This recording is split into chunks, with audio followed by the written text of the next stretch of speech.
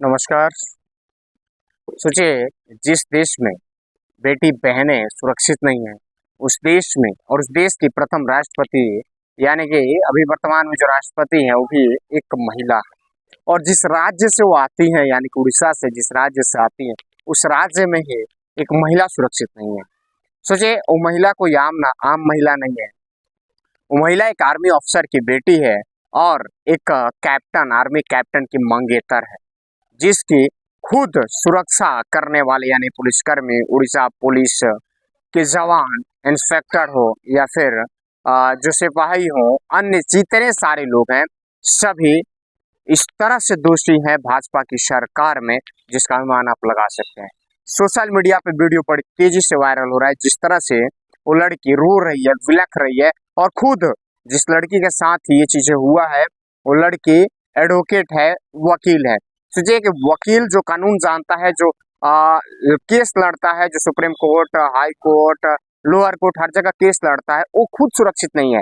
एक आर्मी की बेटी सुरक्षित नहीं है, एक आर्मी के कैप जो मेजर है उनके मंगेतर सुरक्षित नहीं है। यानी कि सोच सकते हैं कि देश में किस प्रकार से शासन चल रहा है, इसका अनुमान आप लगा सकते हैं। ये इस प्रकार की स्थिति वर्तमान में इस देश में है, जिसका अनुमान लगा सकते हैं। भाजपा की सरकार उड़ीसा में है और उड़ीसा में पुलिस प्रशासन के पास जब किसी को कोई कांड होता है, कोई चीज किसी के साथ चोरी, बलात्कार, कोई भी चीज होता है तो कहाँ जाता है? पुलिस के पास जाता है। लेकिन वही पुलिस उस महिला के साथ, उस लड़की के साथ जिस तरह से बदतमीजी करती है, उसका ब्रा उतार देती है, उसके कपड़े उतार देते हैं और उसके बाद से उसके साथ गंदी गंदी हरकतें करते हैं, जो कि शायद मैं वो चीजें नहीं बता सकता हूँ आप सभी के बीच, जिस तरह से वो लोग हरकत किए हुए हैं। सोचिए कि अनुमान इस चीज का आप लगा सकते हैं कि आज के समय में देश में बेटी बहनें कितनी सुरक्षित। जीता जागता उदाहरण मणिपुर है कि मणिपुर में किस तरह से हुआ था। आज भी मणिपुर जल रहा है, लेकिन देश के प्रधानमंत्री एक शब्द आज तक नहीं बोले हुए। उड़ीसा में इतना बड़ा कांड हुआ वहां पे, लेकिन अभी तक कुछ नहीं बोले हैं। इस तरह से आपका मध्य प्रदेश में भी आर्मी अफसर, वहां पे भी उनके साथ किस तरह से गलत हुआ है, जो कि जीता जागता वहां पे उदाहरण है। और इसका जीता जागता उदाहरण उड़ीसा है, जो कि बता रहा है सीधे तौर पे किस तरह से वहां पे घटना घटित हुई है, किस तरह से वहां पे हुई है, वो सब कुछ स्पष्ट रूप से सामने है। और वर्तमान में अभी 100 दिन भी उस सरकार के बने हुए नहीं हुए और 100 दिन के अंदर किस तरह से रिजल्ट है जो सामने आ रहा है कि उड़ीसा में, जो कि आप स्पष्ट रूप से देख और समझ सकते हैं। तो सोचिए कि बेटी बचाओ बेटी पढ़ाओ की जो बात करते हैं, उनके ही राज्य में किस तरह से बेटियां अपने आप को सुरक्षित महसूस नहीं करती है। और पुलिस प्रशासन, चाहे उत्तर प्रदेश हो यानी भाजपा में, जहां भी भाजपा राज्य में जहां भी इनकी सरकार है, वहां पे पुलिस दरिंदगी के भेष में यानी दरिंदों के भेष में घूम रही है। सोचिए तो महिला क्या सोच करके, वो लड़की क्या सोच करके वहां थाने में गई कि हमको सुरक्षा मिलेगा। जो लोग रास्ते में छेड़खानी कर रहे थे और जो लोग छेड़खानी कर रहे हैं, वीडियो भी वो सामने आया हुआ है, वो लोग कह रहे हैं कि मोहन जी को जानते हो, यानी कि मुख्यमंत्री का नाम ले रहे हैं।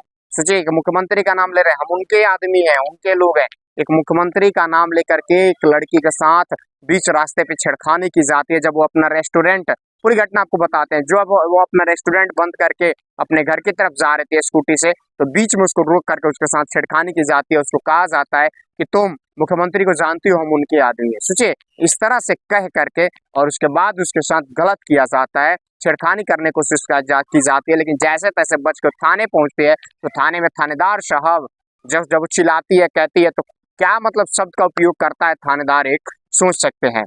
मैं उस शब्द का उपयोग नहीं कर सकता हूं, बट आप समझ सकते हैं उस शब्द का उपयोग थानेदार करता है उस महिला के लिए। और वो लड़की एडवोकेट है, एक कैप्टन की बेटी, एक आर्मी अफसर की बेटी और होने वाले एक मेजर की पत्नी यानी मंगेतर है, उसके साथ किस तरह से व्यवहार किया जाता है, इसको स्पष्ट रूप से समझा जा सकता है। तो ये अनुमान सोच में आप लगा लीजिए कि देश में जहां भी भाजपा की सरकार हो, चाहे केंद्र में हो चाहे राज्य में हो, वहां पे हमारी बेटी बहनें कोई भी सुरक्षित नहीं है। और भाजपा वाले जो है दरिंदगी यानी कि पुलिस के भेष में ये दरिंदे बन करके बैठे हुए हैं और बेटी बहनों को सुरक्षा के बदले उनके साथ बलात्कार, रेप, मर्डर इत्यादि करने पे विवश हो चुके हैं। सोचिए कि थाना अब सुरक्षित नहीं है, दूसरी चीज किस चीज की आप बात है। चलिए कमेंट करके बताइए आपकी क्या राय, आपका सोच है।